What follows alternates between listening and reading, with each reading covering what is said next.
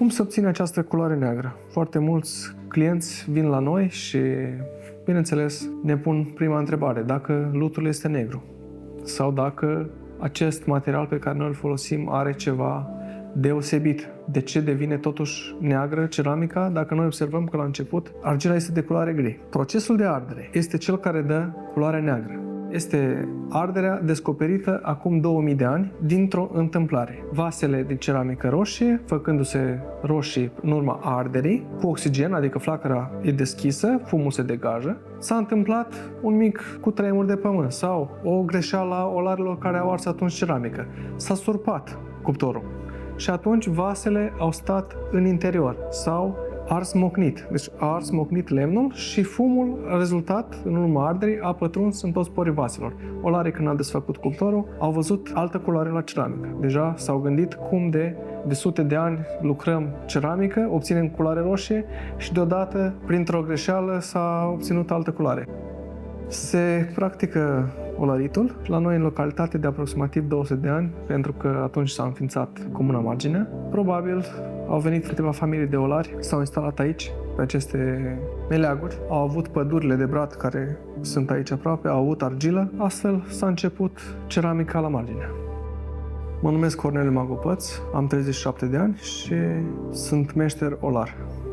Părinții mei, bunici și străbunici și așa mai departe, au făcut aceeași meserie și inevitabil eu, ca și copil din familia Magopăț, învățat să lucrez ceramică. Din momentul în care lutul vine la atelier din carieră, se frământă, se amestecă foarte bine. Înainte se călca în picioare, era o operațiune destul de grea. În momentul de față avem un malaxor mecanic. Olarul își porționează bucățile de lut, apoi trece la modelarea propriu-zisă la roată. Este partea cea mai de finețe, cea mai grea din întreg proces tehnologic, pentru că dintr-o bucată simplă de lut, dintr-un boț de lut, se obține un obiect frumos. După modelare, vasele se pun la uscat. Proces de lungă durată, pentru că este necesară o uscare lentă, neforțată. 3 săptămâni durează. Și pe urmă, finisarea, decorarea, care se face clasic, ca și acum 200 de ani, cu piatra de râu. Și la finalul celor 3 pași urmează arderea în cuptor. Vasele se pun pe niște rafturi, astfel încât să nu se lipească un vas cu celălalt. Se începe arderea cu lemn de brad. Bucăți mici la început și în timp ce temperatura crește, cantitatea de lemn, bucățile de lemn cresc. Astfel noi controlăm ca temperatura să crească treptat. Acum, ce este mai important? Închiderea cuptorului ermetică. A sigila cuptorul ermetic, când ajunge la temperatură de 700 de grade, înseamnă a menține toată cantitatea de fum în interior. 2 zile cât vasele vor sta în interior, fumul va pătrunde în toți porii vaselor, sau mai bine zis, porii vaselor vor absorbi tot fumul din cuptor. Cu aproximativ 5 ani de zile nu sunt probleme cu un vas din ceramică neagră folosit zilnic sau folosit o dată la 2 zile. Bineînțeles, dacă avem grijă de el, pentru că un vas din ceramică neagră trebuie spălat cu atenție și mai ales aerisit foarte bine după ce se spală. Pentru că nu avem glazură și asta cumva avem un avantaj față de celelalte centre de ceramică. Glazura nu este văzută cu ochi atât de buni de către unii oameni, unii consumatori. Atunci ceramica neagră este văzută mai bine, este preferată în rândul consumatorilor. Sunt zeci de mii de clienți care s-au îmbătat din paharele noastre sau din ulcioarele pentru țuică. Așa este, și sarmale, și câte feluri de mâncare se mai pot face pe lângă sarmale. Turiști români care vin în concedii și vizitează mănăstirile din zona Bucovinei, trec și pe la Marginea, vizitează ceramica noastră și rămân plăcut impresionați de faptul că încă se păstrează tradiția olăritului, pentru că mulți gândesc că tradițiile în România ușor dispar. Din fericire, la Marginea este ceramică neagră, se face și olarii nu o să dispară. Pentru că în familia noastră există băieți care vor continua acest meșteșug. Vin de asemenea turiști care rămân impresionați că îi lăsăm să vadă cum se lucrează.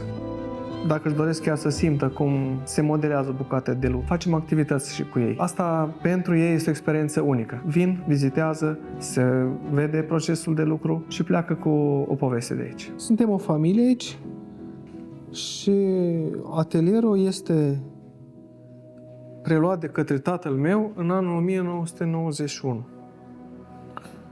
Până atunci, fiind cooperativă, construit atelierul pe terenul bunicilor mei. Până în acel moment, tatăl meu, bunicul, unchiul meu, au lucrat în casa părintească, care se află în fața atelierului unde ne aflăm noi acum. Avem grupuri de copii, pentru că ei sunt cei mai dornici să lucreze, ei sunt cei mai impresionați de procesul de lucru. Cu o programare în prealabil, îi punem la roată, fac un obiect, îl inscripționează și după 2-3 săptămâni, după ce își urmează cursul firesc, vasul de lut, va ajunge la adresa unde locuiesc acești copii și au un suvenir care nu o să-l uit toată viața. Important e să stăm cu ei în primul rând și, bineînțeles, dacă îi putem învăța câte ceva bun și cum ar fi aici, dacă vorbim de tradițiile ar trebui să învățăm prima dată, după buna educație și buna purtare, tradiția, pentru că este cea care ne definește și nu ne putem uita rădăcinile. Dacă știm, uite, acolo se face ceramică, în partea cealaltă se fac sculpturi în lemn, în partea cealaltă pictură, cum se coase un covor, cum se coase o ie. Sunt lucruri care orice copil sau părinții ar trebui să învețe copiii despre rădăcinile și neamul românesc. Lucrează ceva ce au făcut străbunicilor sau străbunilor din neam. Viața omului este precum viața unei bucăți de lut. De la o formă aparentă obișnuită, un olar priceput creează o formă frumoasă, suplă, o formă modernă, să spunem, sau clasică, după voia lui. Că depinde și ce noroc ai în viață și dacă te-ai născut pentru așa ceva. Dacă îți dorești, de exemplu, să lucrezi, nu știu în ce companie, cu mulți colegi, îți dorești să lucrezi într-o companie care îți oferă posibilitatea să vizitezi alte țări sau să cunoști alți oameni, dacă lucrezi într-o companie care o să-ți ofere satisfacție pe partea financiară mai mare decât satisfacția cealaltă profesională. Și aici să revin la atelier, să fac ceea ce lucrează părinții mei. Și gândul meu n-a mai stat la celelalte oportunități, cu toate că și în zona noastră au mai venit câteva firme destul de mari, internaționale, și au recrutat personal. Dar gândul meu s-a doar aici și în momentul de față vorbiți cu mine. E un lucru minunat să poți în viața asta să faci ceea ce îți place.